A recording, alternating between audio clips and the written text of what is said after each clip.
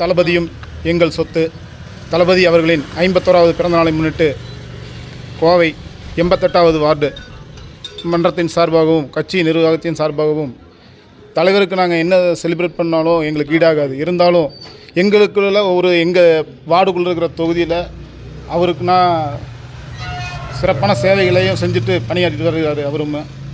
அவரும் பார்த்திங்கன்னா பல சாதனைகளை படைச்சிருக்காரு. அவரோட சாதனை எங்கள் தளபதி மூலியமாகவும் அவருக்கு தகவல் தெரிகிற அளவுக்கு அவரோட சாதனைகள் தெரிகிற அளவுக்கு நாங்கள் இந்த பாட்டிலுக்குள்ளே தலைவர் விஜய் அவர்களோட படத்தை வரைஞ்சிருக்கோம். அது என்னை ஈடு பண்ண முடியாதுன்னா எல்லாரும் செவுத்தில் வரையலாம், பேப்பரில் வரையலாம். ஒரு கண்ணாடிக்குள்ளே தலகளாக வரைகிறது மிக அபூர்வமான விஷயம். அந்த அபூர்வமான விஷயத்தை செய்கிறவர் எங்கள் UMT ராஜா அவர்கள் பண்ணி கொடுத்துருக்காரு. அவருக்கு எங்கள் மனமார்ந்த நன்றி. தலைவர் பிறந்தநாளுக்கு வாழ்த்துக்கள். வணக்கம். நாங்கள் 88வது வார்டில் வந்து பார்த்திங்கன்னா தமிழக வெற்றி கழகத்தில் நிர்வாகிகளாக இருக்கோம். தளபதியோட ஃபோட்டோ வந்து அண்ணன் பாட்டிலில் வரைஞ்சிருக்காரு. இது யாருனாலும் ஈடு கொடுக்க முடியாது.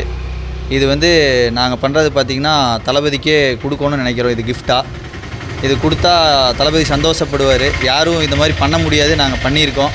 அதுக்கு வேண்டி எப்போ வேணாலும் வெயிட் பண்ணிகிட்ருக்கோம் தளபதி கூப்பிடுவாருன்னு சொல்லி.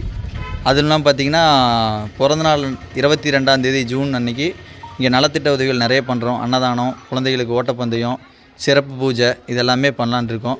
அடுத்த 2026 தளபதி தலைமையில் ஆட்சி அமைப்பது தமிழக வெற்றி கழகம் தான்.